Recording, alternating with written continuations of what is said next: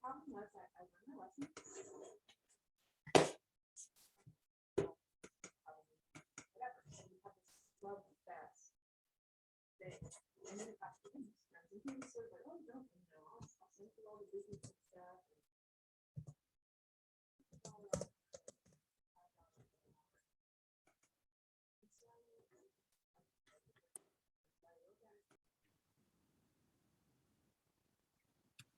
So I'd like to, again, thank Landa Medicine Buddha and Christina, who originally organized this with me, and Michael for being such a wonderful host.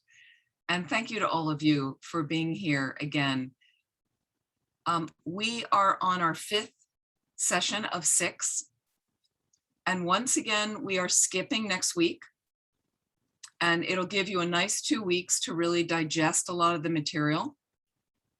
For those of you that may be interested to complete this course for a certificate, you could spend a couple of weeks finishing the meditations, making sure those meditations are designed for you to do each one, I think 3 or 4 times in a week, so that you really, the 3 or 4 times will give you some familiarity. To complete the readings, like that for the required readings for the course, like that which we've talked about. And so things like that would be really helpful. And again, you can finish after as well, and then we'll decide on when we're going to do those that want to complete, when we'll have a retreat day, and we can have LMB, Landa Medicine Buddha, schedule that. So let's take a moment, again, just to settle our motivation, to think about this positive motivation to make this the most virtuous time for us. Again, our tradition, it's all about the motivation and the dedication a lot. So those are great bookends to put around any component of your life to make it more virtuous. And what we're trying to do is to familiarize our mind with those virtuous mind states, to plant deep seeds of that virtue, of the goodness in our minds, because that's what accelerates our path to enlightenment. And the reason we want to reach that place of enlightenment is to be of the most benefit to all living beings, really for that purpose. So really for this, the benefit of all living beings, that would be our purpose right now for doing this. So if you'd like, just sit as comfortably as possible, and you can lightly close your eyes.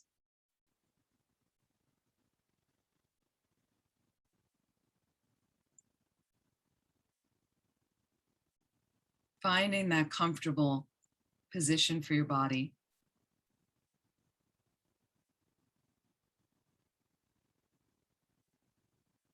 And allowing your respiration to deepen.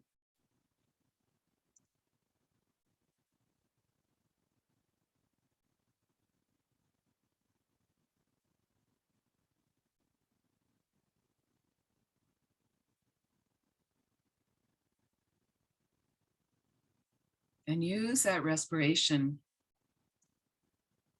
to release any tension you find you're holding in your body, bringing yourself to as relaxed a place as possible.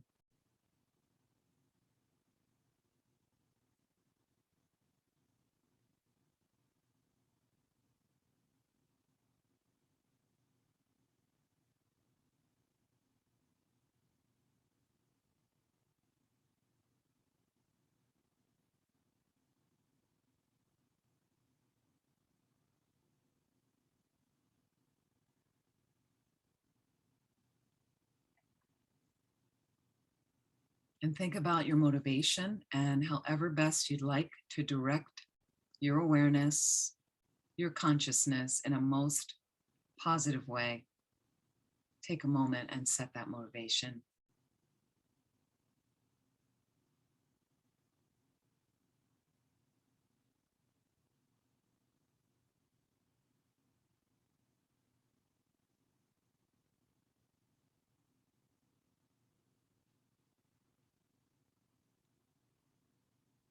And just bring your awareness to a normal, natural breath, following the air as it moves in your nostrils, out the nostrils.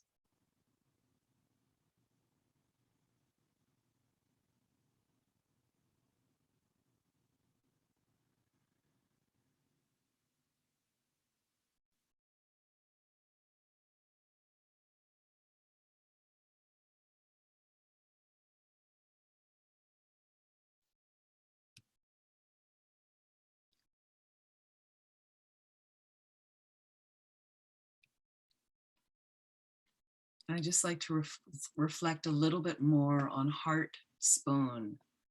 Heart Spoon, I started reading a little bit last week. Beautiful poem about death from Kabji Pabonka Rinpoche. There's no time other than today to spread your bedding and go off to sleep. Upon your last bed, you fall like an old tree, and others, unable to turn you with their lily soft hands, tug at your clothes and blanket. This is going to happen to you. Even if you completely wrap your body in last under and outer clothes, still you have no freedom to wear them other than just today. And when that body becomes as rigid as earth and stone, you behold for the first time your own corpse. This is going to happen to you.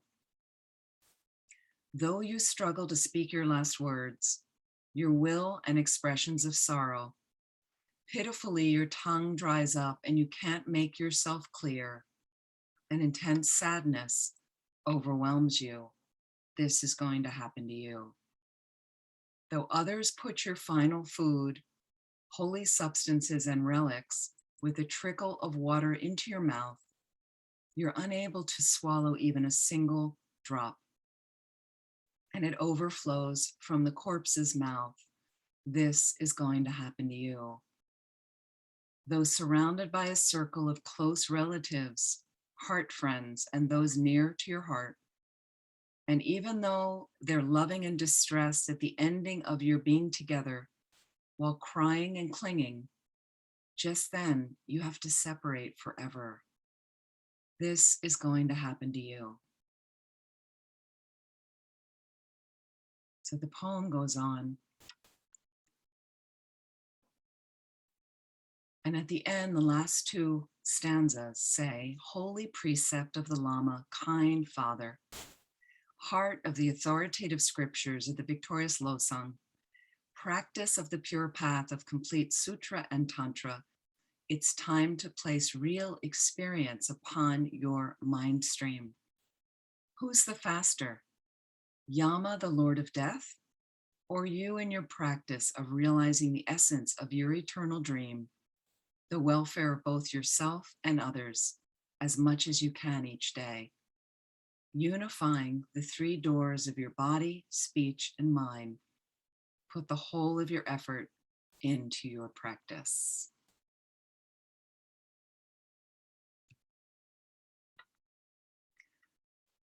So please relax, and when you're ready, slowly open your eyes.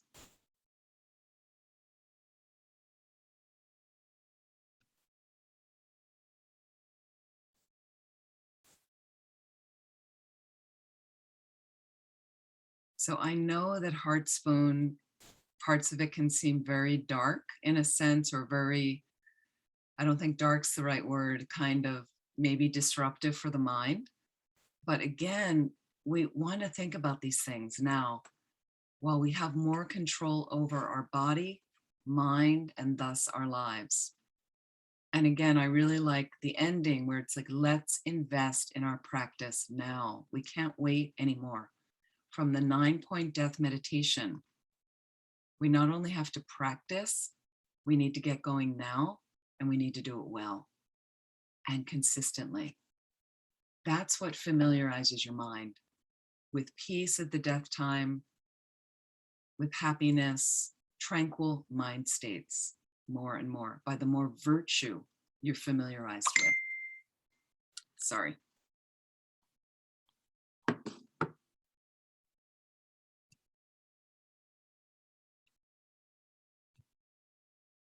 So a little later, I'm going to take you through the dissolutions at the death time that we were talking about last week. And what I'd like to talk about right now this week is I want to talk a little bit about karma, the other realms of existence. I've touched on those, and I'll start to discuss a little bit of how do we get ourselves ready now practically, like that, which will continue on in 2 weeks as well. Many of you have had classes on karma, and teachings on karma. So I think you're somewhat familiar with that. But what happens when we die? And a lot of people ask questions of, how can I ensure I'm going to a good place? What will happen? So we have these disillusions, and I discussed a little bit of that rebirth experience.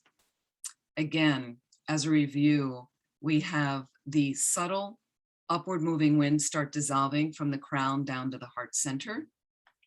In a sense, these white drops on a more subtle level are happening in the body.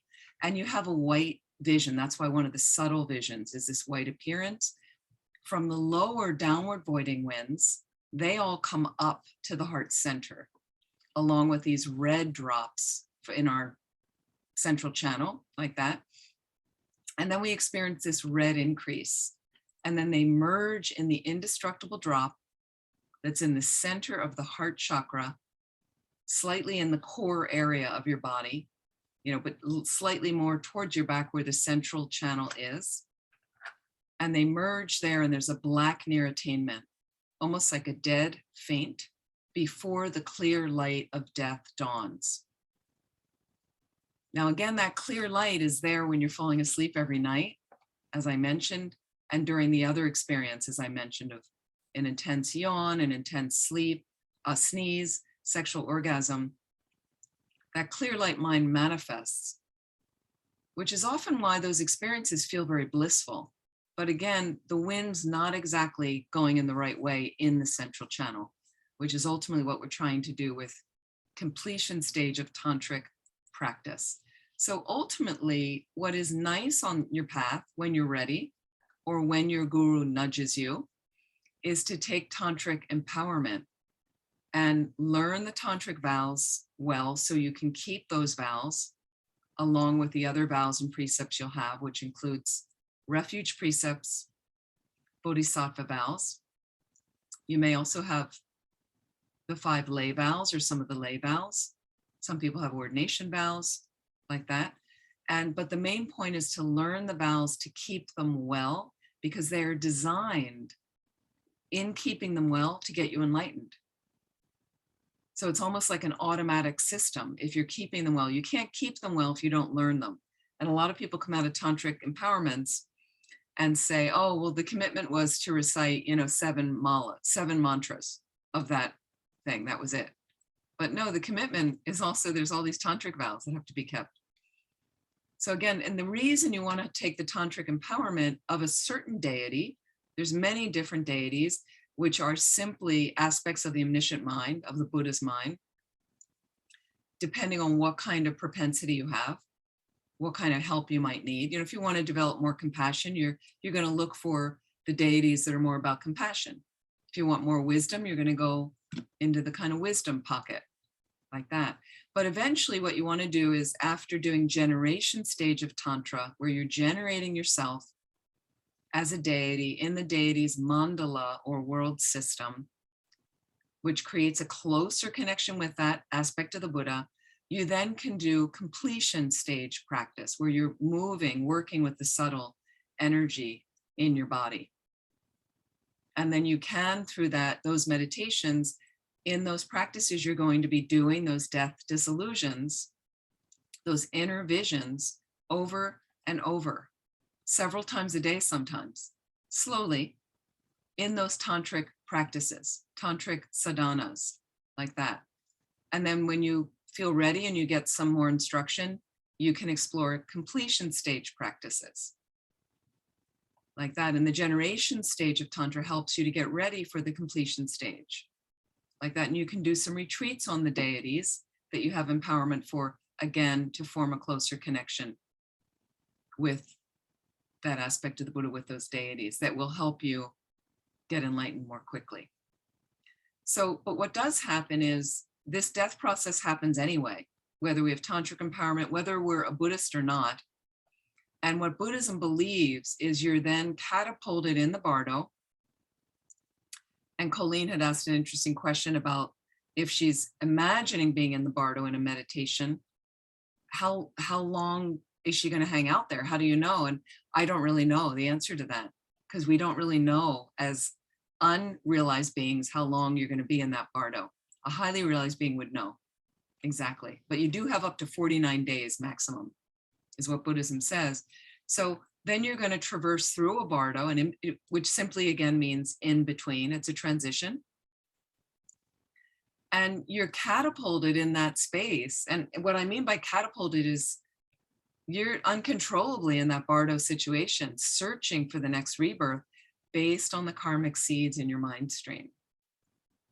So think about now what karmic imprints you're making in your mind. Karma is a Sanskrit word that means action.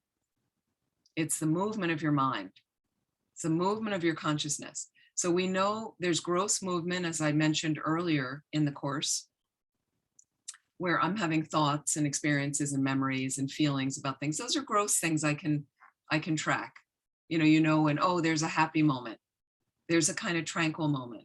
There's a forgetful moment. We know that. But then we have subtle moments of consciousness that we're not able to track as well. Fluctuations of the consciousness. Okay. And all of them leave imprints in your consciousness. So again, the more we familiarize ourselves with virtuous experiences, virtuous activities of our body, speech, and mind, that those leave imprints that will get us more quickly to enlightenment.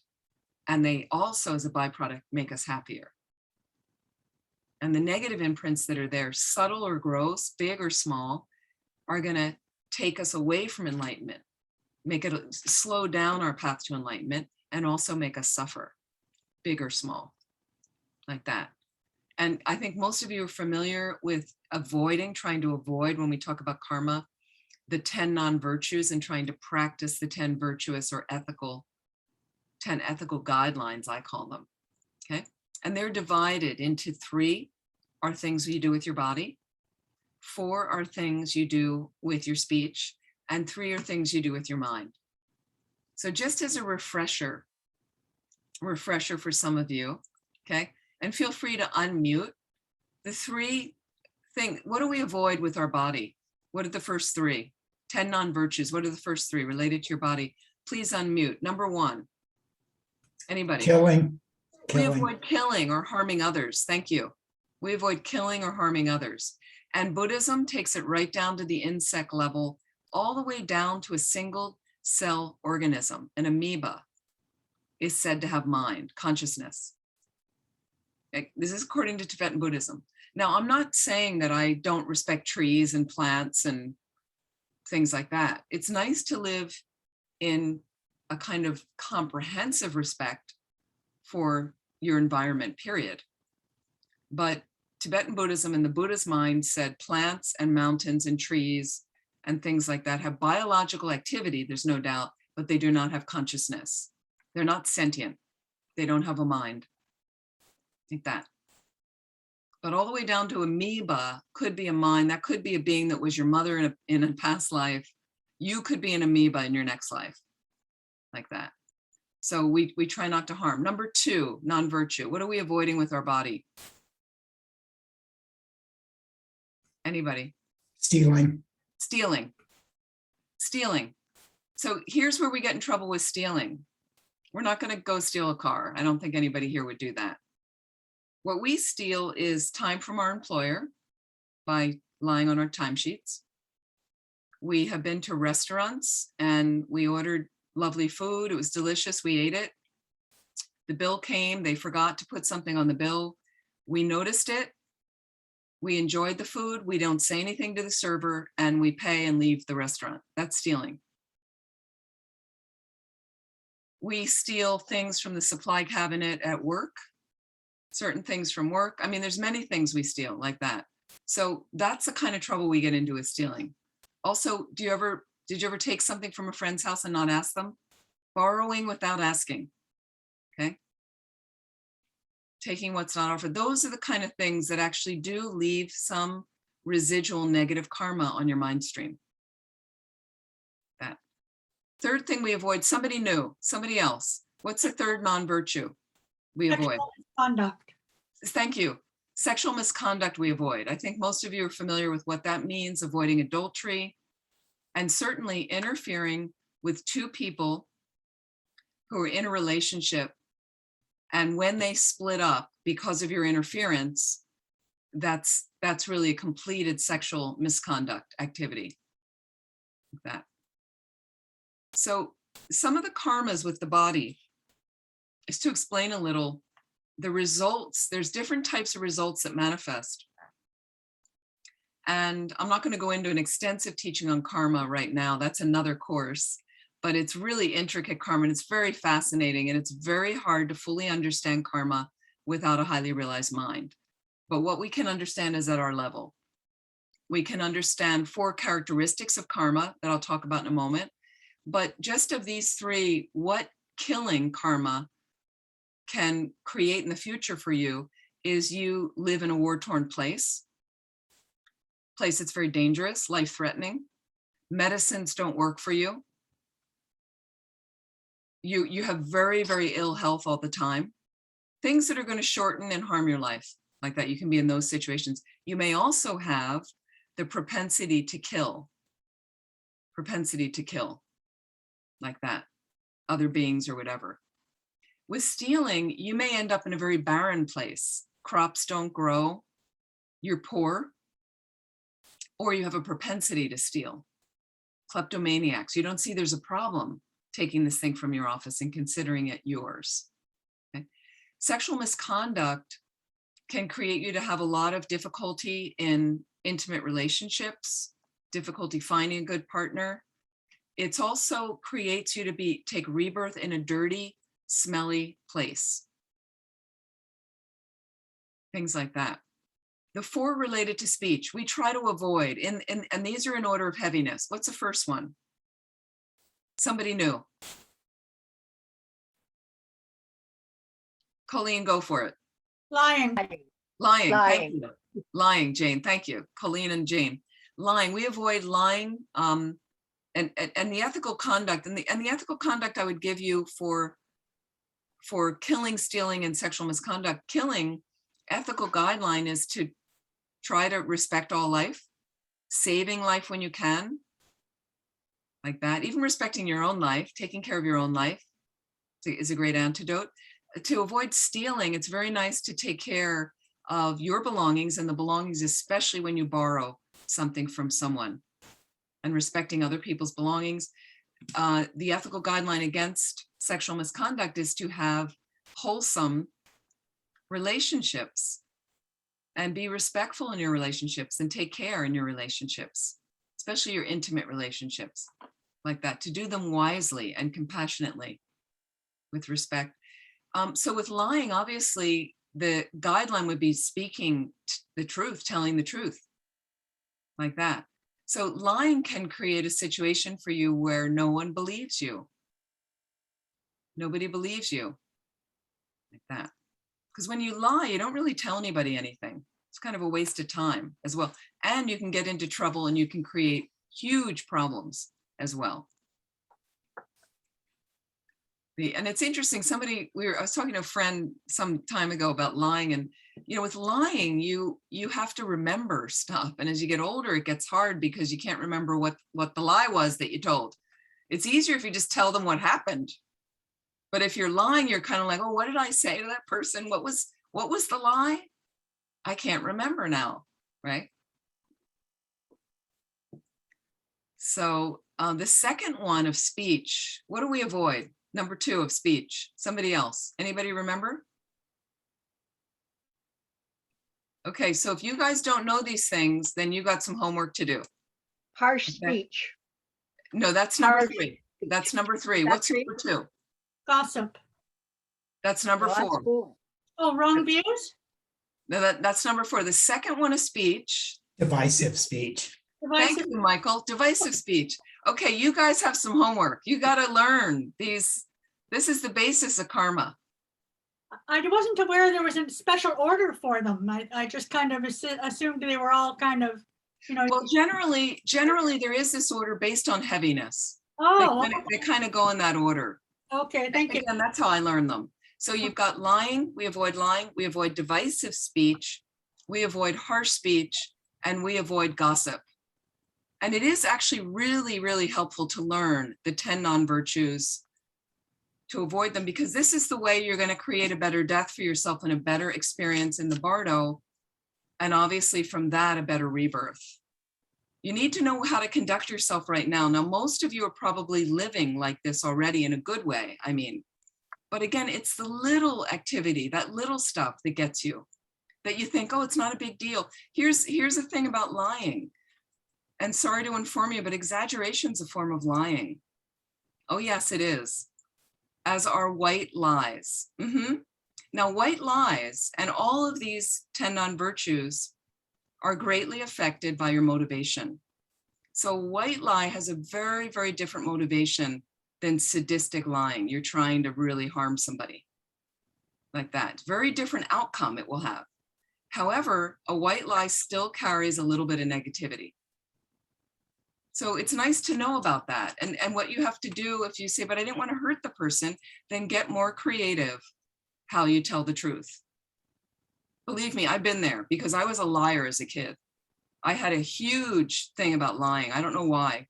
Came from past lives. I wasn't into stealing. I had friends that stole and shoplifted. That was never my thing. I always felt like, oh, somebody's going to get me if I do that. But lying was my downfall with my speech. Really horrible speech karma, lying. And so just looking at that is I could be incredibly creative with lies. So then when I got into Buddhism and found out how bad lying is I got really creative with honest speech. Instead of telling a fib, we'd say, or white lie, I would just get a little bit more creative with the truth so that I wasn't hurting anyone, but that I wasn't lying, because I got really serious about not lying anymore. I couldn't lie anymore. So, and then lying, I mentioned already, and then creates a cause people don't believe you. Divisive speech can be fractious in an organization, at a retreat center, at an office, in work, really damaging. And it can create you to always work in a workplace, an environment, to live in an environment where people don't get along. If that's one of your things and you've experienced that, you might want to, all of you, look at divisive speech and look at harsh speech as well. They're related. They're related. Harsh speech, cursing at people, bullying people with your speech, yelling at people, criticizing people in not a constructive way. This creates a cause for you to live on a rough road, because it's rough when you think about things like that. It creates a lot of suffering. Suffering in the Sanskrit, dukkha, right, is really the rough axle. From that it gives you a rough ride like that. That's the real core of suffering, when you're having a rough ride. And divisive and harsh speech can create that. And living for years at Vajrapani Institute in California, it's down a rough road. It's down a dirt gravel road, a quarter of a mile. We spent a lot of work working on that road. And the interesting thing about karma, we were told that the cause of that rough road was our harsh speech. And as a community with about 15 people living there at any given time, we were not so skillful with our speech towards each other. So as a community, we agreed to do some group counseling work, working on our communication. And we did it for 4 years. It spanned about 4 years. We did a lot of it with Karuna Ketan, who lives near Land of Medicine Buddha, right? Who I think is helping Land of Medicine Buddha these days. And he's great. He's a very skilled therapist. So it was very challenging, the work we did, based on narrative therapy and the Lam Rim and things. But 2 years into this process, we got very clean with our speech with each other, very virtuous speech. And we had permission to say to each other, if somebody started to go down the destructive criticism path, talking about someone behind their back, we had permission to say, excuse me, but is there any constructive way I can help you with this person? Because I'm not really comfortable with what you're talking about right now. So we each allowed each other to do it. It was really transformative. But 2 years into this process, after I had done so much work with our county on the road, I had letter writing campaigns about the road, We invested a lot of money in the road ourselves to get it graded and ditched. And I myself went out in the rain and worked on the road myself. Like I had done everything I could do for that road.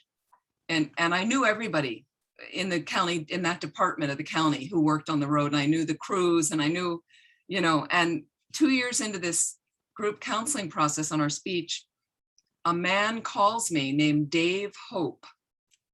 Okay, so Dave is a derivative of my name as well. It means beloved. Beloved Hope calls me in this process, right? I've never heard of this man before. And he's with some obscure division of the county that happens to work on road surfaces. Can you imagine? And he calls me and he tells me that he just got a grant from the government for $250,000. And in all the roads in Santa Cruz County, he selected our road to put this money into. And was I interested? So, you know, I said to him, let me think about it for a second, Dave. Yes. Like, so I was so convinced after that of you can't change your external reality until you change your internal experience, your mind. But you can absolutely change that external reality by changing your internal mechanism and dismantling the delusions there as much as you can as a human. Really, really significant. And I've had that experience again and again. Like you can bang your head against a wall to try to change that road or whatever you're working on, but it's not always going to come together unless that internal mechanism is fueling it. So I do a little bit in my life of the internal work, the external work. A balance of that I think is necessary. But if you're just doing the external without any internal transformation, you're probably going to end up getting very, very frustrated. The external will not be changing as much as you'd like, as quickly as you'd like. So divisive and harsh speech, again, creates those situations. We want to avoid that and basically practice with divisive speech. The antidote is saying things that bring people together. Unifying speech. The antidote to harsh speech is saying sincerely, genuinely pleasant things to people, positive things to people, you know, real flattery, not false flattery. And people know when it's false. The fourth one of speech is gossip. We avoid gossip. Now, gossip is the lightest one of speech, but the problem with gossip is we're so overly familiar with it. We do it all the time. We do it all the time. We may not lie all the time or speak divisively, but so what gossip technically is meaningless chatter, meaningless speech. And what I mean by that is it's not just about talking about someone behind their back, but you're going on and on and on about the last movie you saw and the plot twists, and the people you're speaking to are not really that interested. It's not really a Dharma movie. You know, you're going on and on about your sports team. I mean, the only thing that's with sports that's not meaningless is if we're talking about the Philadelphia Phillies. But other than that, my baseball team, sorry, I'm a baseball fan. It's nothing like living in your hometown and going to one of your home baseball. I'm going to miss that leaving here. So, but again, going on and on about that is a waste of people's time. It really is not, you know, a little entertainment. Okay. So when you're with friends and when you're with non-Dharma people, let's say you're with your family, you need to balance it. I can't say to my family, well, I can't really talk to you if we're not going to talk about Dharma. It's not beneficial for them and it doesn't make them comfortable.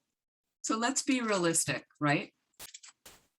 But what will happen is there have been people in my life that will go on and on and on about something over. And I've actually, if it's really, really negative and they're trashing someone, I've actually done a few things. I've either excused myself to go up, you know, excuse me, I need to use the bathroom. So it interrupts the conversation. And when I come back, I start in a new subject, something more positive. I've interrupted someone to point out the positive attributes of a person they're trashing. If I'm close enough to the person, I've actually inserted that I'm not comfortable with the conversation. Can we talk about something else? Or, you know, like that. So there's ways you can interrupt a little bit when somebody's going on, and sometimes I'll just sit quietly and listen to people talking about something that, you know, if they're not Dharma people. So again, you skillfully want to use that, but you don't have to overly get into saying negative things about someone like that. Those are the 4 speech. The 3 related to our mind, 3 things we do with our mind we want to avoid: covetousness, which is having a greedy attitude; harmful intent; and holding wrong views. So I think we're familiar with those. Having a greedy mind is a very unpleasant experience. An antidote would be to rejoice at others' good fortune. The antidote, the opposite, or the ethical guideline opposed to harmful intent, would be wishing others well, hoping they succeed, sincerely hoping they succeed, wishing them well. And the opposite of the ethical guideline opposed to wrong views would be obviously holding right views, but there's different types of wrong views we hold.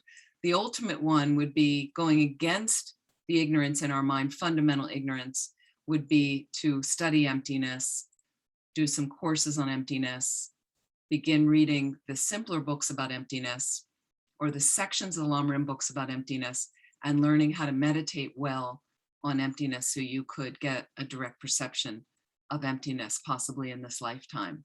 And that's really the antidote to fundamental ignorance and all the wrong views like that. So we do the best we can. So again, what would be really helpful this next couple of weeks, not only the next couple of weeks, but the rest of your life, but certainly a little bit more focus the next couple of weeks on these 10 non-virtues. And I'm sure when I give you that list, again, we avoid killing, stealing, sexual misconduct, lying, divisive speech, harsh speech, gossip, covetousness, harmful intent, and holding wrong views. I'm sure a couple of them jumped out for you that are kind of yours. So go after those first. Focus on those first. And really think about, why, look at what motivates you. Why do I feel like, why did I lie to that person? You have a meditation analytically. Go in there and say, so I stole that thing. So what was I trying to accomplish? How did I feel after I decided in my mind it was mine? I know one antidote is I can always give it back and apologize. But looking at the motivation, was it a habit? Do I do this a lot? Do I think it's not a big deal?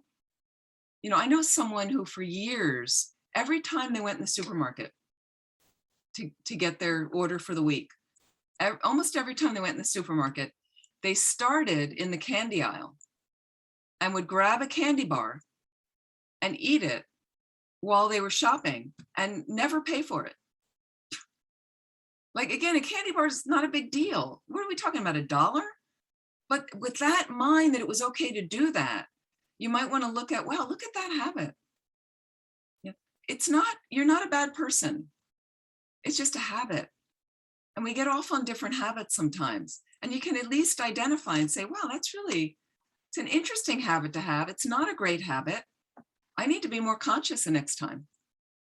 I need to be more conscious. And it's a good thing I haven't gotten caught doing this, but so you just want to start to get familiar with the habits in your mind and which ones are creating you to do negative activities and which ones are creating you to perform negative activities repeatedly or a lot, and then you can also evaluate the positive activities, which guidelines you're really adhering to, that you're really great at building people up and saying really nice things to people, making them feel good, genuinely. It's a wonderful trait to have. People who have unifying speech. One time I was watching, years ago, watching the nightly news with Lama Zopa Rinpoche. And at the time, the Secretary of State came on, Colin Powell, if you remember that man. And Rinpoche didn't know all the politicians and things. But he pointed and he said, who's this man? Really quick, he goes, who's this man? And I said, oh, that's Colin Powell. He's the Secretary of State, Rebichet. He's the one who goes around to all the countries trying to help, trying to discuss and have harmony with the countries. Well, we can say harmony, who knows, with the American agenda sometimes, right? But he's the one that visits all the different countries. And Rebichet, I said, this man has very good speech karma to bring people together. His speech brings people together. And that was Colin Powell. He really was very, had friends on both sides of the aisle, they say, among Democrats, among Republicans, well-liked on both sides, a very kind of middle of the way person that was trying to bridge, big bridge for at that time like that. So it's interesting, Rinpoche just could see his mind and could see, the speech, positive speeches. Some people are like that. So also celebrate your own keeping of the ethical guidelines, the ones that you do well, celebrate that, rejoice. And then let's work on the ones that aren't going so well. And please learn those so you can follow those. Because it's from those guidelines that your behavior can improve by learning those guidelines to know what I need to take care of.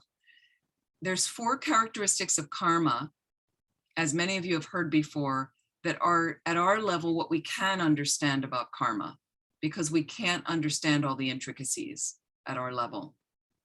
So karma is one teaching where you need a little bit of a leap of faith.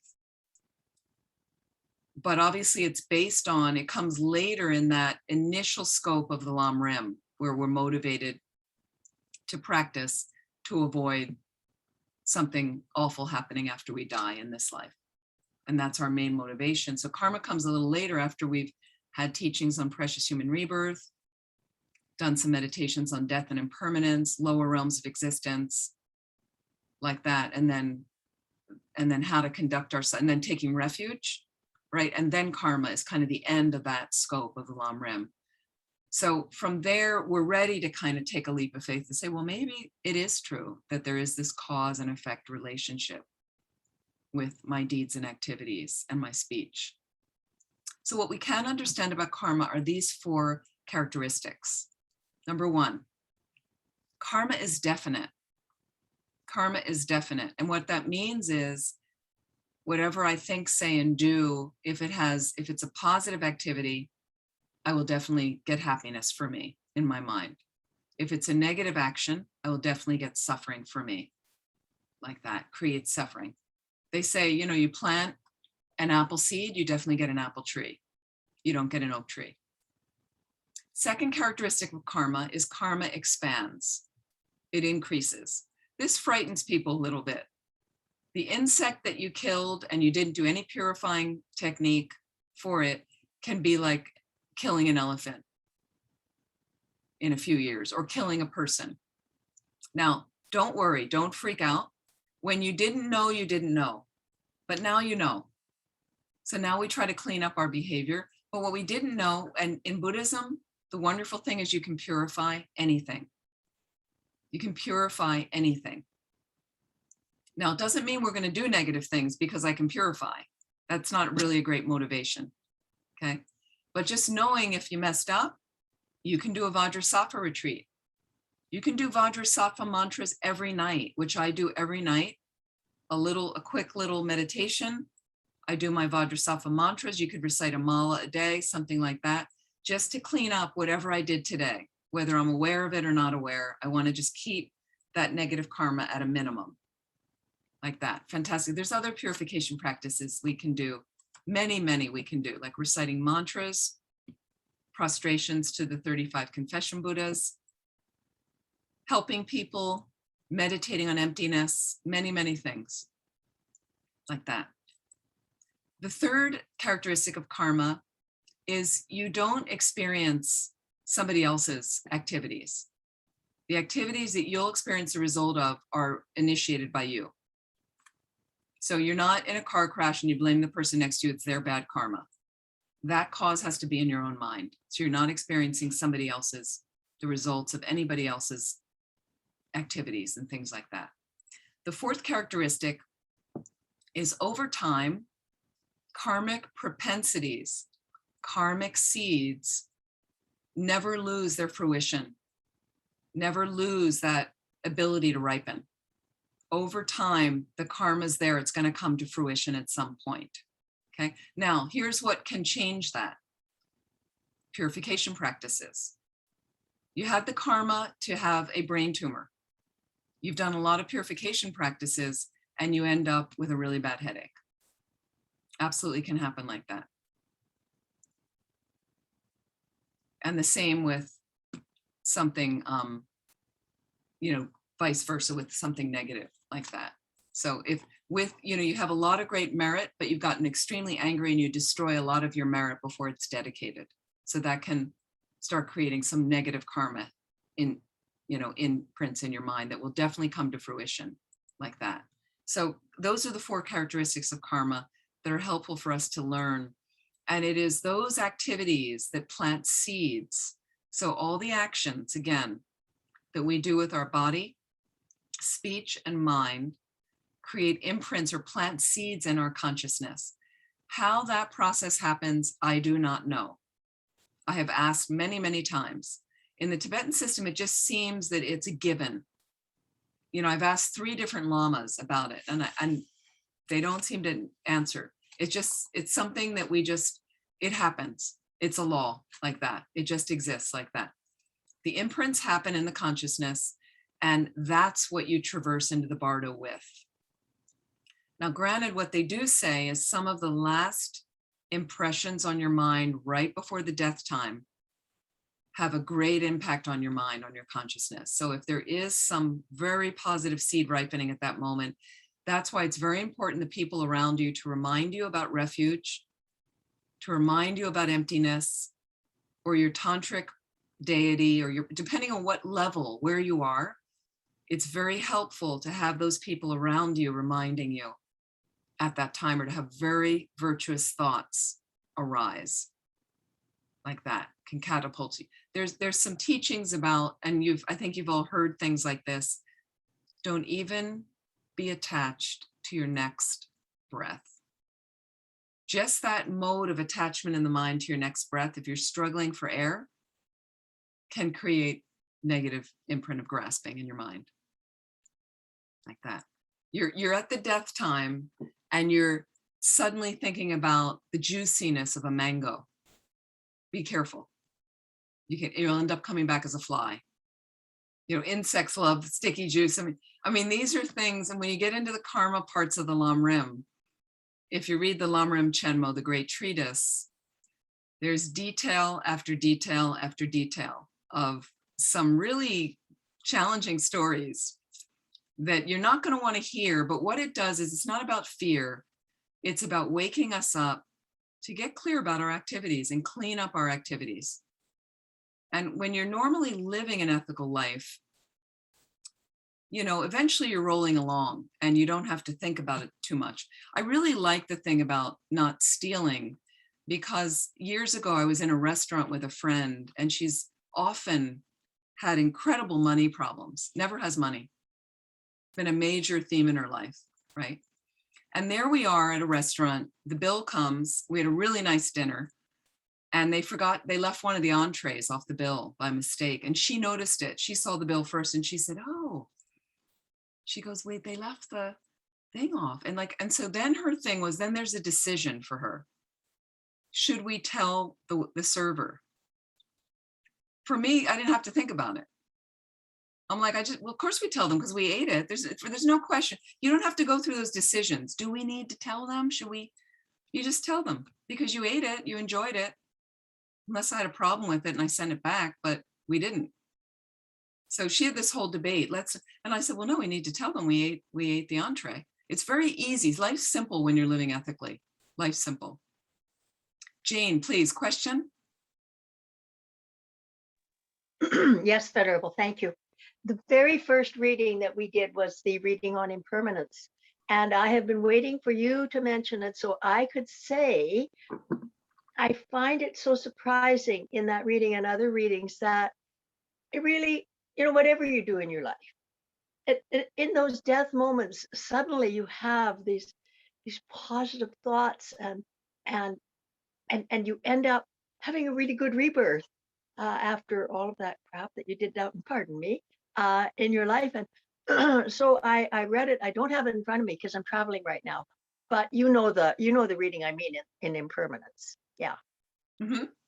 Thank you. Yeah, thank you, Jane, because that's and you mean when they talk about the last thing on your mind before death? Yeah. Yeah, so exactly. So it does leave those last moments before death. And I know one teacher at one point was coaching somebody actively dying about Tonglen. Okay, giving and taking, very powerful meditation. And you know, the person was all very aware at the death time, actively dying, and they got a little confused and they just checked in with the teacher, just oh, let me know what I should think about right now. Okay. And then they're like, okay, got it. Over and out. I just want to do the meditation. If you can just do that and you're very habituated with doing Tonglen, as you're dying, you're realizing, because I'm dying, let me take on all the suffering of everybody in my suffering. If you're suffering when you're dying, let me just relieve everybody else and let me offer them this blessed life I've had, all the wonderful things that have unfolded for me, and all, you know, good health and happiness. And you just do that over and over as you're passing away. Unbelievable state of mind to die in. I think, you know, it's the essence of the Mahayana, really, taking the suffering, offering the happiness. Powerful, very powerful.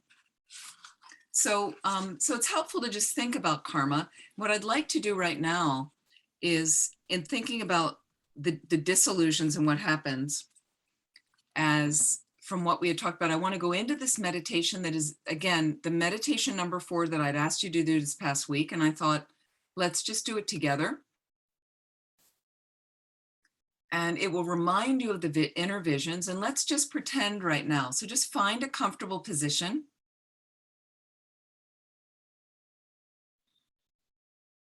And lightly close your eyes. And just once again, make sure that spine is as extended as possible. And if it's possible, not to lean too heavily against the back of your chair. As you hold your back up, your back will become strong.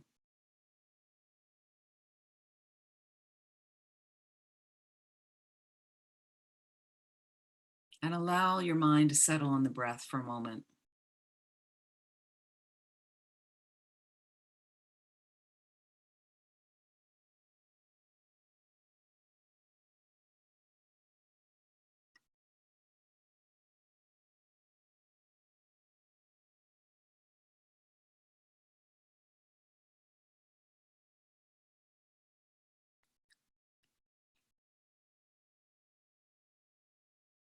And just from coming out of Heart Spoon, this is going to happen to you.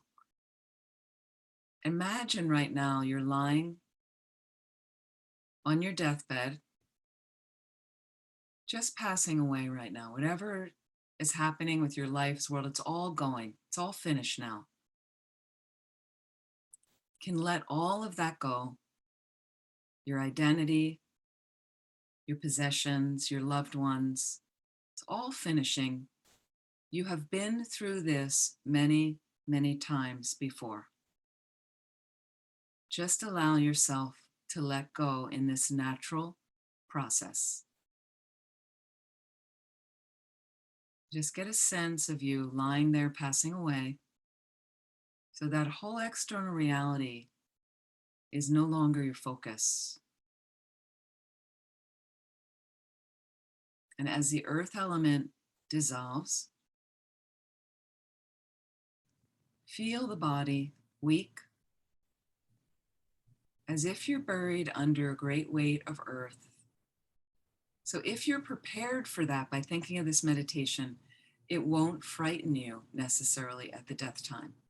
You'll think, oh, that is this experience that's happening. I've been through this before. My body becomes very weak and powerless because I don't need the body anymore. I'm transitioning. Just think my eyesight becomes unclear. I may not be able to open or close my eyes at this point. The radiance of the body diminishes. And what appears to my mind at this point, the internal experience that is naturally arising, whether you recognize it or not, is a mirage-like image. Shimmering water on a hot road surface. That's your entire experience. It's not separate from your mind. As best as you can, focus your awareness now on that mirage-like image.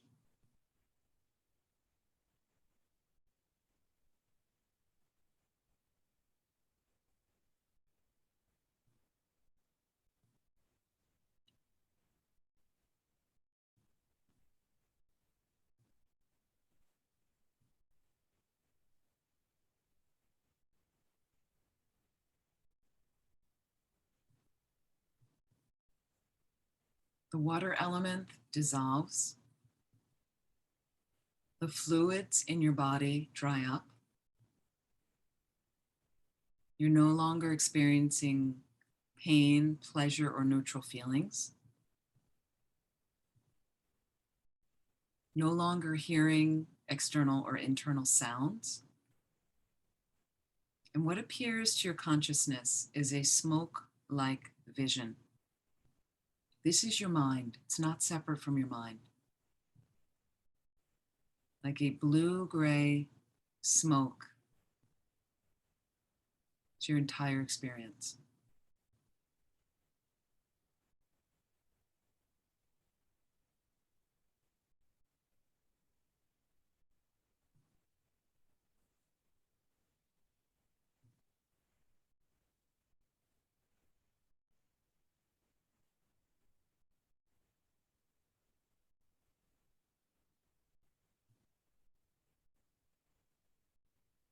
And just think with the corner of your mind, I will not miss the clear light. I must not miss the clear light. These visions are a path for you to recognize the clear light. The fire element now dissolves. You're no longer digesting food or drink. You're not aware at all of any affairs of those close to you or remembering any of their names. And your inhalation becomes extremely weak. The exhalation longer and labored. Sense of smell dissolves. For your mind, what appears is a spark-like vision, like a vision of fireflies in a night sky, or the sparks over a bonfire. That's your entire experience.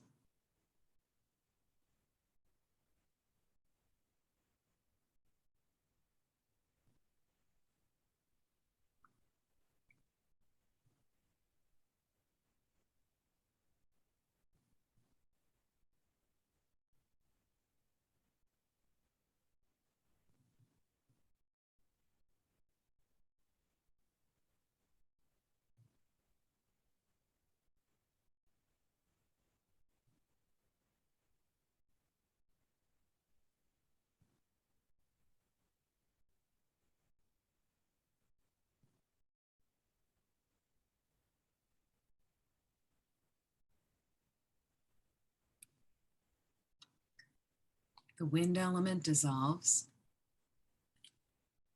and your respiration ceases. Cannot move at all. You're no longer mindful of any external activities. Your tongue becomes thick and short, and the root turns blue-black. Again, this is a natural process.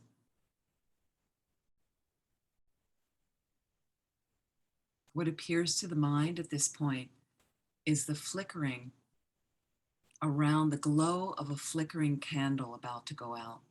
That's your entire experience. And as you're focused on that glow, that flickering candle, just think with the corner of your mind, I must not miss the clear light. I will not miss the clear light.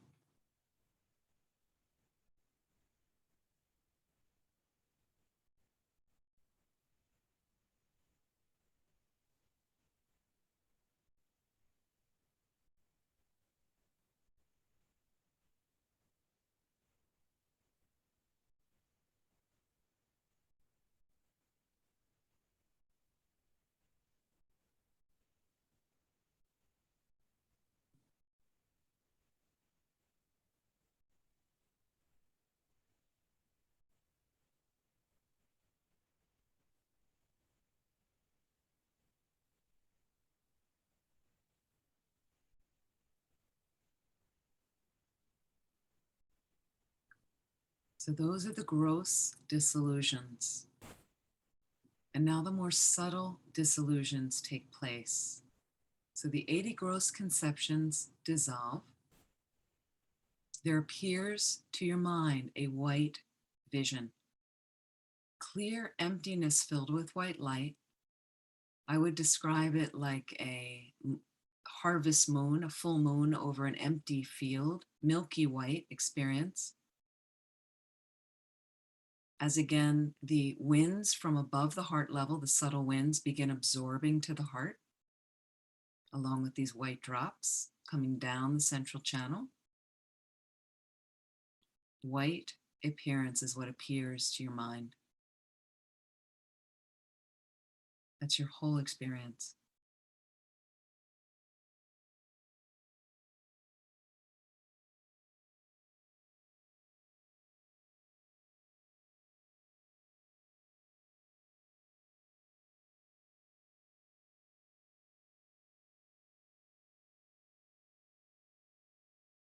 As the subtle winds below the heart begin to dissolve up to the heart center, to that center of the heart chakra, along with these red drops coming up, central channel, there appears a red increase, like a brilliant magenta, orange, pink sunset.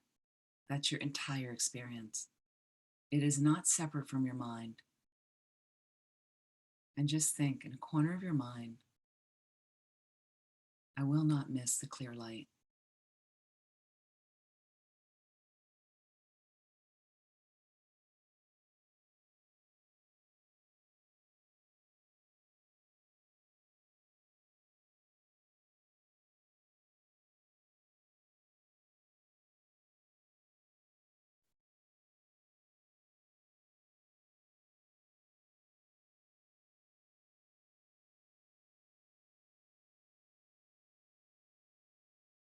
As the subtle winds from above and below dissolve into the heart, center the heart chakra together and mix, there is a black near attainment because you're nearly at the clear light. As black can be is your entire experience.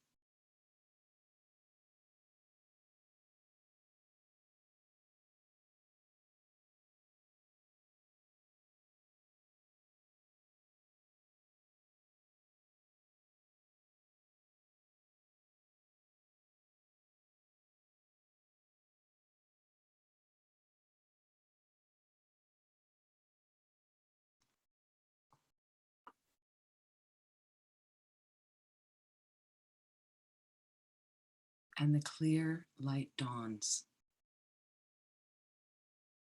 It's been described to me as brilliant transparency, most luminous experience you can imagine, and we just imagine at our level. And then notice in this space, whatever sense you have of yourself arising, meaning the I, the letter I, myself, me. Sometimes there's a gripping. We don't want to let go. Intellectually, we don't want to die. Any sense of that identity, the meanness that rises up, you want to analyze right there in the clear light. Any concrete sense of yourself doesn't exist at all. Completely empty of that. It lacks any inherent, independent, solid nature. And anytime it appears like that, independent, concretized, reified, these are all synonyms, inherent, intrinsic, with a character from its own side, permanently existing, unchanging. That doesn't exist at all. That's impossible. As Rinpoche says, that's a complete hallucination. There's no I there at all. So in that clear light space, the best thing to do is meditate on emptiness. No I there at all. No inherently existent I there at all. And let go.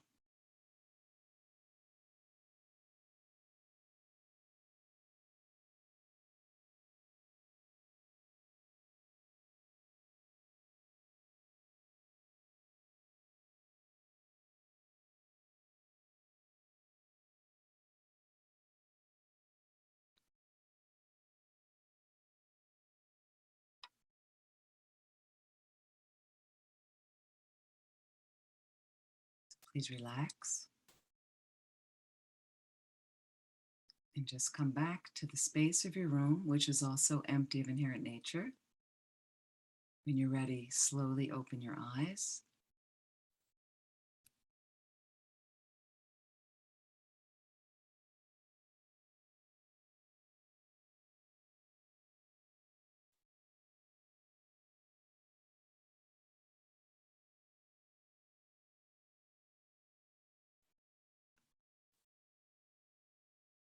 What I took you through in exercise meditation number 4 is I paused before the Oma home meditation from Lama Yeshe that we're going to do in a couple of weeks. You can continue. They're almost 2 different meditations, but you can certainly combine them. But if you don't have enough time, you can make them 2 different meditations.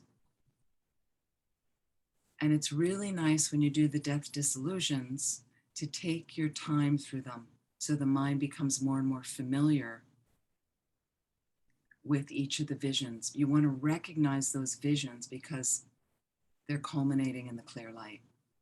So the more slowly we do them, which is why they're in all of our tantric practices, again, to familiarize ourselves with something that's happening for us every day anyway.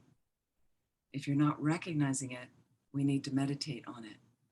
So that becomes familiar with the mind, like that.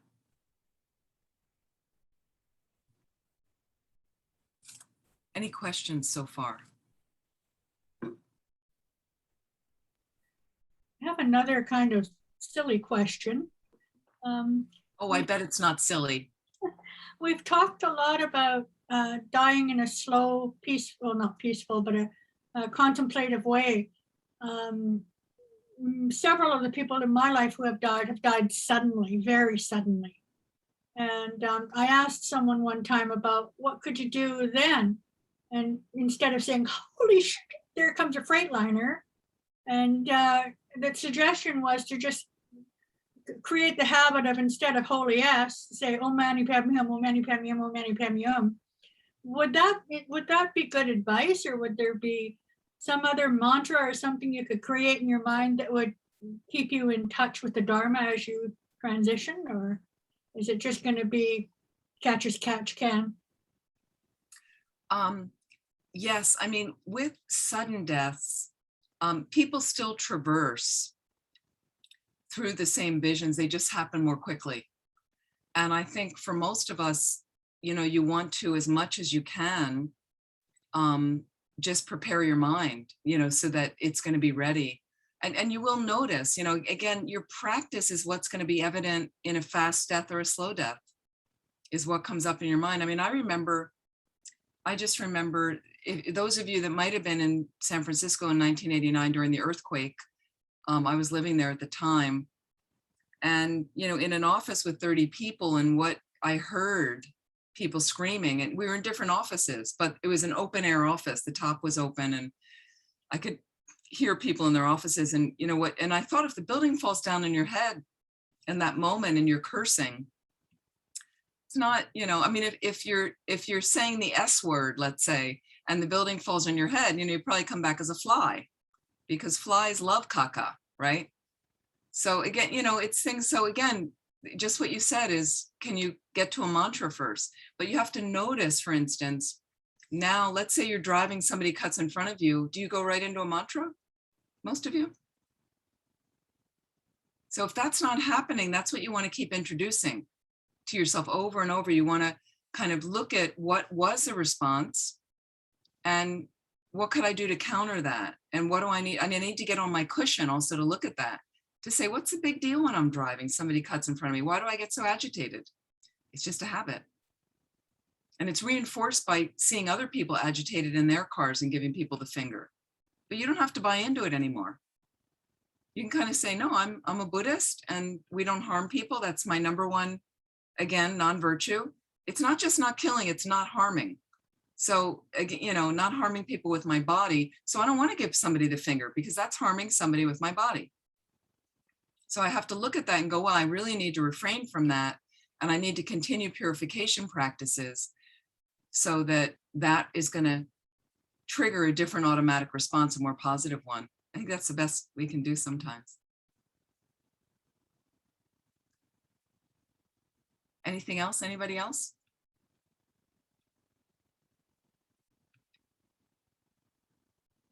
Okay.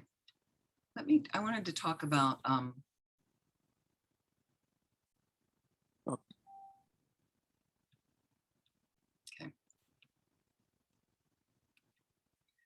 so what I'd like to go into a little bit now, and thank you so much for the question. I'm sorry, I'm not able to really focus on the chat, but Michael, if you see anything in the chat that could be helpful, because I'd like to just focus on the teaching right now. So if there's any questions in there, let me know.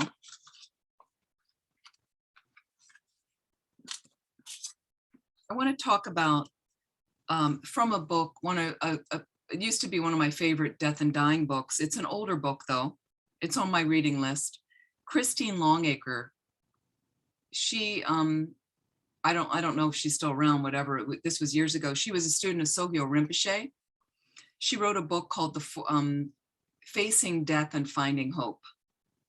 It's a really helpful book. Facing Death and Finding Hope. She wrote it after the diagnosis of her husband's leukemia. They were just recently married, and I think he died within a year or something. And it was during the time when hospitals were not very skillful with death and dying. So the way she was told about it by an intern who kind of blurted it out and was like, oh, well, too bad. Or, people didn't really know what to do at the time or how to discuss death. She wrote this book. It's really helpful. She puts in the book the 4 tasks of living and dying that are really helpful. We've been talking about some of these, but to get into some more practical aspects, the number 1 task, there's 4 tasks of living and dying. Number 1, understanding and transforming suffering. We've been talking about this to a degree. And this involves coming to terms to accept that suffering and problems are a natural course of life. Because also, folks, as we know, this is samsara. Samsara's nature is suffering. I'm sorry to inform you. Samsara, again, the Sanskrit word to turn or to cycle. And we're cycling through birth, old age, sickness, and death. All of that is kind of a mess, frankly. Okay, so if I just naturally know this is samsara, I have less frustration in life. The car doesn't start one day. Okay, well, that's its nature, frankly. The car gets dinged.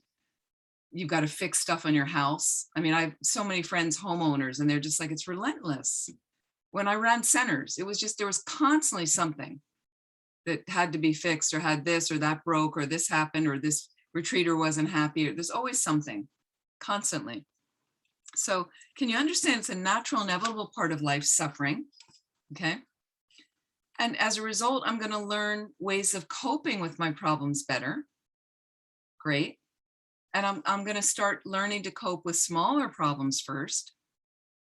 And when I get good with the small problems, because they're easier, that's going to help me start to cope better with the bigger problems. It makes sense. It makes sense. So again, it's understanding and transforming suffering. What we can look at right now, and I mentioned this to you in one of the early classes, for instance, how do you deal with little changes, small changes? And I mentioned a friend cancels lunch at the last minute. How do you deal with that? You okay with that? Or a bit tweaked, right? So again, you know, there's certain things. I mentioned the Oprah. Did I mention the Oprah Winfrey episode? I know some of you may have heard this before. So this is the thing about change and how people respond. And she was doing some series, some shows when she had that normal daytime talk show on how people deal with stress. Okay. So this really relates to the Dharma. What she did, and she asked people if she could get their permission to film them, to film responses. Yep. People sign up to get tickets to these shows, but the tickets are free. But you do have to sign up and you have to wait in line, and then they only allot so many tickets per day. And her show was pretty popular at the time. And what she did is what they did is they told people they had overbooked the show. So even though they had tickets for that day, they're like, we're really sorry. They cut it off at a certain point. We're really sorry, but you can't come today. But we have a lovely gift for you, and we have tickets for you for tomorrow. And you're going to get a seat right up front. Okay, how did people respond? They filmed them. How would you respond? Now, people say, okay, Michael's like, no problem, great. People say, it depends. Does it depend? Okay, it depends, people say. It depends if I had time the next day. It depends if I was from out of town. It depends, does it? So she filmed people. Okay, 2 women come up. We're sorry, you can't come today. We have a lovely gift. We have tickets for tomorrow. They looked at each other and they said, oh, well, that's a shame, because we're from LA and her show was in Chicago. We're actually flying back tomorrow, so we won't be able to make tomorrow's show, but thanks for the gift. That's wonderful. And they looked at each other and said, I guess we're going to go to the museum we didn't think we'd make it to. And very happily, they walked off down the street. No problem. No stress. No major issue for them. Didn't interrupt their day. And then there was another film of a woman from Chicago who could go the next day, and she went ballistic. You're going to get me into that show today. I have tickets for today. And, nearly grabbing the person by their collar. A lot of stress. So again, how do you adapt, or are you constantly railing against everything that's wrong? Because that's a tiring space to be in life. Because this is samsara again. Things break, people get sick, people die, unfortunately. Things don't, you get out of bed, you're in a great space, and an hour later, everything's headed south. Everything's not going well. It's normal. Change. So if we're first going to deal with the small changes, then we're better able to deal with bigger changes. The biggest one's going to be death of a loved one and your own death, for sure. So if I'm prepared for that transition in dealing with my suffering now and understanding, it could be easier for you. Second task from Christine Longacre: making a connection, healing relationships, and letting go. We've been talking about this, and this is really important. This means right now communicating openly with everybody you meet, how appropriately you can do that, especially close people to you. Communicating openly, communicating compassionately, and skillfully with everybody in your life. How's that going for you, right? So especially family and friends, especially close colleagues, people closest to us, and can we clear up any unresolved problems with them? How are we doing with that? Really key point. Now, the thing is, if we start right now, right, you're not going to be lying on your deathbed, hopefully, lying there and with regret. I should have called so-and-so. I should have apologized to so-and-so. You know, sorry, it's so harsh with these people, or like that. I should have done the purification practices to alleviate the harsh speech, like that. So let's just start right now. Absolutely. You can start at any time. The best to get started now, but you can clean anything up that you've messed up. Even if the person's died, you can still have a meditation, put them in front of you, say what you need to say, apologize, whatever. It really is effective. Do it over and over and over again until you feel free of it. It really, really works. I've had that experience myself. Incredibly works. Number 3, cultivate a spiritual practice. Of course, this is what we're talking about. Cultivate a spiritual practice. I think we've mentioned that. Number 4, finding meaning in life. Finding meaning in life. A lot of people don't have a clear idea of their purpose. They've tried this and that and other things, and too much of life went by, and now they feel regret. I should have done this, I should have done that, like that. You can still find meaning right now. And that, because that can be a big cause of unhappiness and despair for people, that they never really got on the right track. They never accomplished this or that, like that. Check it out right now, and it doesn't matter how old you are. Doesn't matter what phase of life. Start to find meaning right now. And what I mean about deep meaning, deep inner contentment. I've talked about this before with other people that have been in my classes. Deep inner contentment is crucial for your having a good death. And what I mean by that is not superficial happiness, you know, the ice cream cone. The ice cream cone is great, but it's not the deep lasting, you know, the beach holiday, going to the beach for the day, that's all great and well. You know, me going to a baseball game. Okay, sorry, a Phillies baseball game, okay, is great, but it's not lasting happiness for me. It's not going to be that. And I'm talking about, and you have to decide, find it for yourself. We have different paths at the top of the mountain, but it's certainly nice to walk along with different people at times, like all of you, right? So I'm talking about when you really feel that you're in sync with exactly your purpose and what you're supposed to be doing. And for me, a lot of it's directed to helping others. There's no question. Kind of the core of my being, like that. And I acknowledge in the core of my being that there's a lot of self-cherishing, of course, no doubt, like that. But again, I still try to have that motivation throughout my day to benefit all living beings, to become a Buddha, to benefit all living beings. But years ago, when I was at Vajrapani, running Vajrapani, we hosted, some of you have heard me mention this before, we hosted a month-long retreat with Lama Zopa Rinpoche, and about 80 people came from around the world. And I noticed 2 weeks into the month, suddenly we were humming along the retreat, because it's a lot to hold a retreat like that. We had to hire extra staff and train everybody. I mean, hours and hours you were working a day. It was just, we had incredible staff. And what I noticed a couple weeks into it in the middle is we were just humming along. Like, I noticed the retreaters seemed really happy.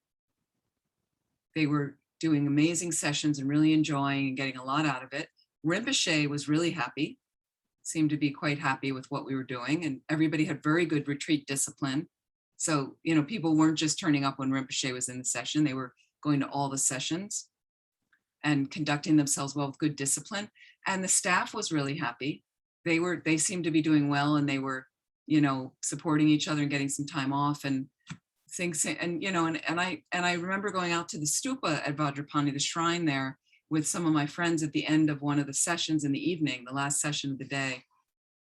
And I just felt so high, so naturally high of, you know, I remember having this kind of internal voice saying, like, I just want to keep doing things like this. This is really incredible. Like, helping all these people, like making a place so all these people could come and do, you know, some powerful retreat that seemed to benefit them. And so again, like, I kind of woke up to that, and I just kept directing my life in that way, you know, as much as I could, having the right kind of teacher, Lama Zopa Rinpoche, the right situation, and letting go, simplifying my life. And I wasn't a nun then, I was a lay person. I was a layperson. So kind of simplifying my life and kind of getting some other distractions out of the way that I realized weren't helping me derive that meaning, leading me to that in that direction. Now the direction changes over time. And like, for instance, living and working at centers for a long time, for many years, but then my parents needed help. And the thing is, I didn't have to come back here to help them. Like my brother was here. There could have been some, he's very busy, but there could have been other arrangements of, we could have hired help. We might have, if they needed to go to some kind of nursing facility, that could have been discussed. It wasn't really the best option, but we could have been discussed. But again, different priorities. And then I realized that, what, I need to take care of my parents. I wanted to take care of them. I wanted to help them because all they did for me, they gave me this precious human life. It was amazing. Who could give you something better than this? And very supportive. So things change where I'm not living at a center, not kind of making retreats for people and things, but I can teach, there's other things I could do that seemed real, as long as I stay clear helping. And part of the time helping them, I was running another center, Milarepa Center. So you just try as best as you can. And I think if you're connected to a qualified guru and you follow their advice, then no problem. That's really the heart of the path, as they say. So please think about meaning in your life. And I'd really love you this week, continue that meditation number 4 on the visions. Continue the Omahong meditation. And I also wanted to talk about reading. I think you should be at the reading, and there's a few others from last week, Reincarnation by Geshe Rapton. I would read that this week. Transference of Consciousness at the Time of Death by Lama Yeshe, I mentioned last week. If you want to complete those. And the one for this week would be in the next 2 weeks to read Death and the Way by Geshe Nawang Darge. These are all included in your required readings. And also the Wish Fulfilling Golden Sun, which was just about 9 pages. I think we had mentioned pages 50 to 59, 9 or 10 pages. You could read that and complete all those. If you'd like to complete all those readings and ask me any questions about the readings, would be great in 2 weeks like that. Are there any closing questions at all? Yes, I have a question, Venerable Amy. Yes, please. And I'm just looking quickly at the chat if, yes, Russ, about saying refuge sure. And about recordings of the teachings, I think, Michael, the recordings can be made available to people. Yeah, Christina has access to that. So I'll talk to her and get her to send them out. If you can find out in 2 weeks, whether that's possible for everyone. And then obviously I'll let you know, or I'll let her know, or if you can let her know that for her to send those to my assistant, Anna Paula, I'll make sure she has the address, but just to remind me to make sure she has the address, the recordings, that would be helpful. For and sure. Then eventually what we'll do is Land of Medicine Buddha, myself, what I do is I post them on, if you go to my website, amymiller.com, there's a YouTube button that goes to a YouTube channel, and there's a lot of all kinds of topics I've been teaching. And so we'll put it on there if Land of Medicine Buddha is okay with that. If not, it'll be accessible through Land of Medicine Buddha. And that way you can reference, because the meditation I did on the dissolutions is just a little bit different than the one that's officially the meditation. So again, if you prefer to listen to it guided again, then you could listen to the recording at that point. You can just fast forward to that section as well. And thank you, Michael again posted the readings. No, he posted Facing Death and Finding Hope. A link to that. And here's one question from Pickpin.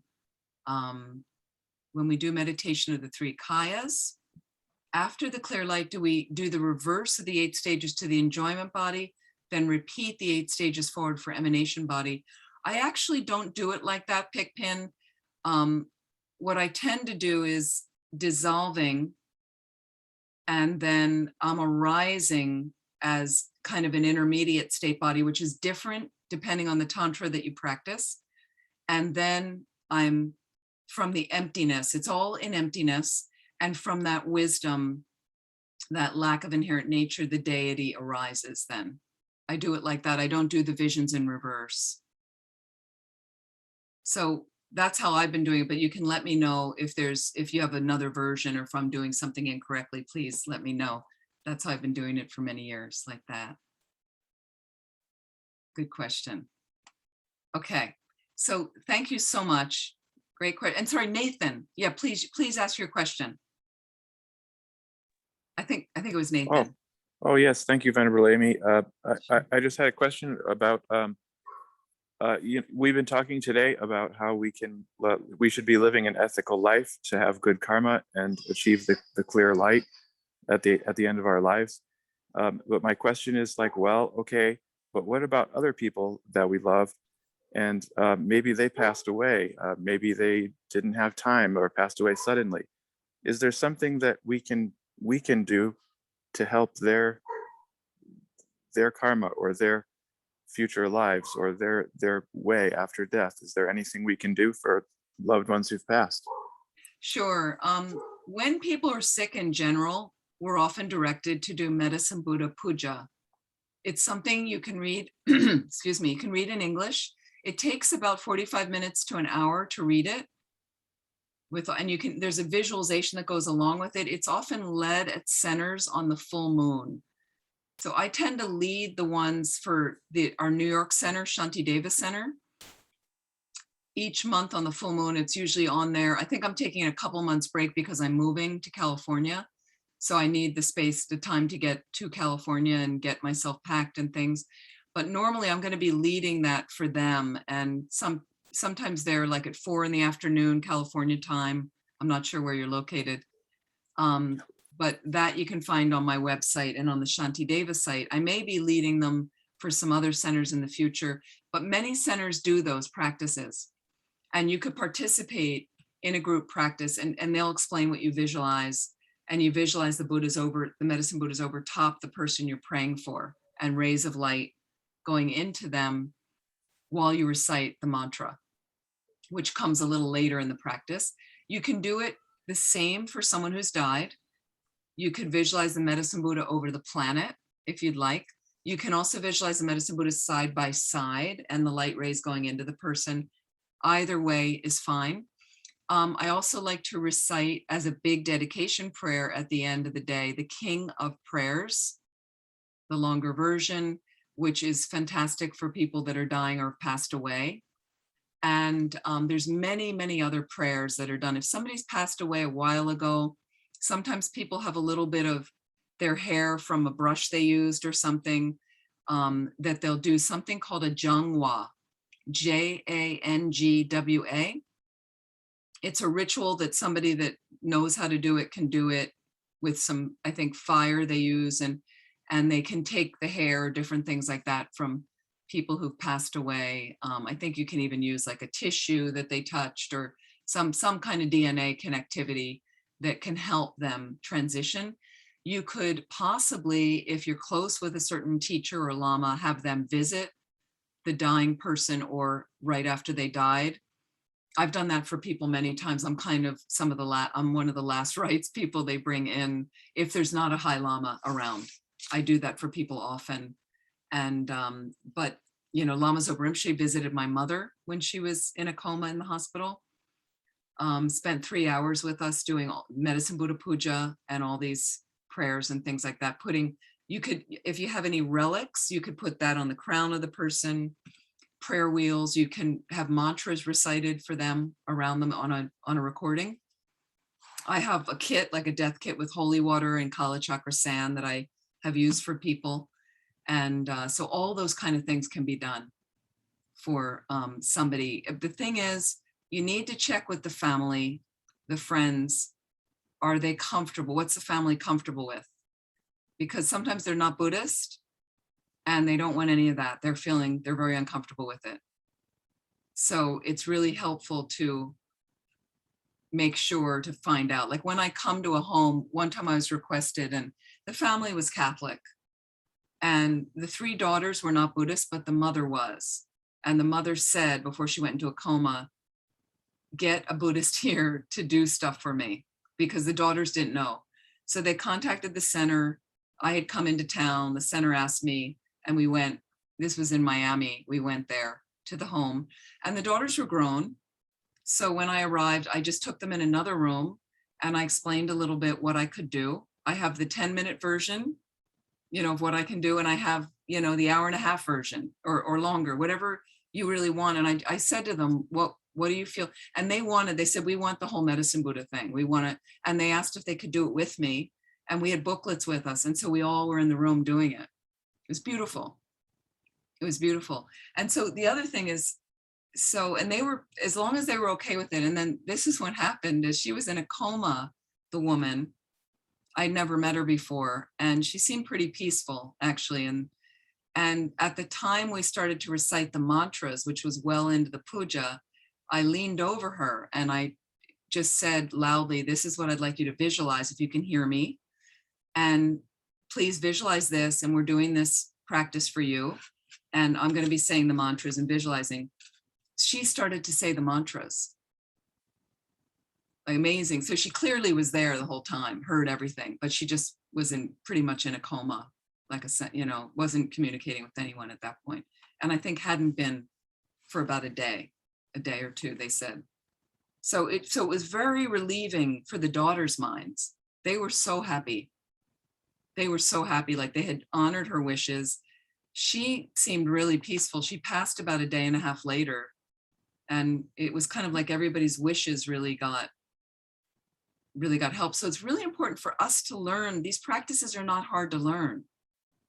Medicine Buddha, you read in English so anybody can really do it. So you don't have the best pronunciations of the mantra at first. That's okay. If you have a good intent, that, and some of the things tell you exactly how to pronounce it. So you just try your best and you can really help people. But I always check first with what the family's comfortable with, like that, and I don't want to foist Buddhist beliefs on people that don't want that. But you can still show up and kind of be there a little bit and give them some holy water or something. Catholics love that, the holy water. No, it's the same. They have holy water, we have holy water. It's really the same belief system.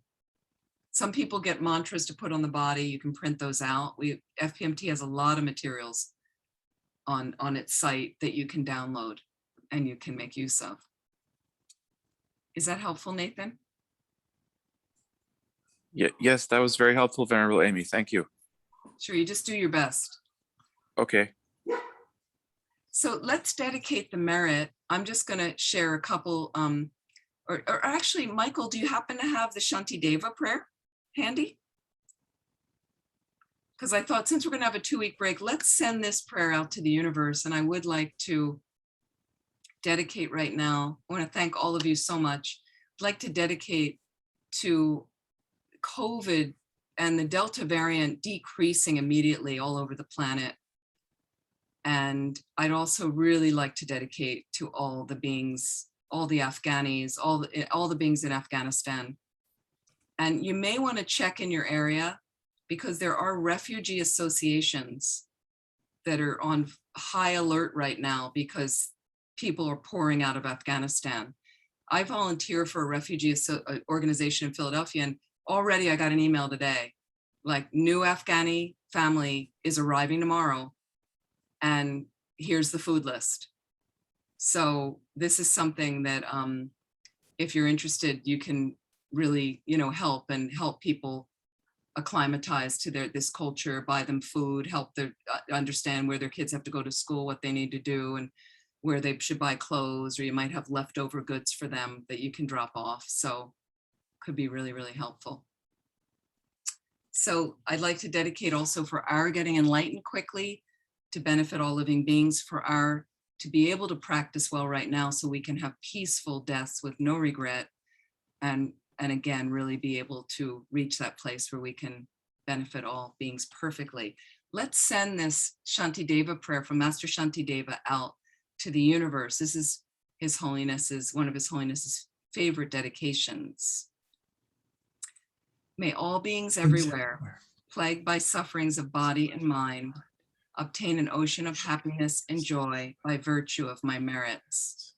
May no living creature suffer, commit evil, or ever fall ill. May no one be afraid or belittled with a mind weighed down by depression. May the blind see forms and the deaf hear sounds. May those whose bodies are worn with toil be restored on finding repose. May the hungry find food, may the thirsty find water and delicious drinks. May the poor find wealth. Oh, did I skip a line? May the naked find clothing, the hungry find food. May the thirsty find water and delicious drinks. May the poor find wealth, those weak with sorrow find joy. May the hopeless find hope, constant happiness and prosperity. May there be timely rains and bountiful harvests. May all the medicines be effective and wholesome prayers bear fruit. May all who are sick and ill quickly be freed from their ailments. Whatever diseases there are in the world, may they never occur again. May the frightened cease to be afraid and those bound be freed. May the powerless find power and the people think of benefiting each other. As long as space remains, as long as sentient beings remain, until then may I too remain to dispel the miseries of the world. Thank you so much. And please, again, there's no class next week, but please, if you can continue some of the meditations, just keep your mind for a couple weeks in this space to keep focusing on what we've been talking about. And I look forward to seeing you in 2 weeks. Please be well. Same, thank you.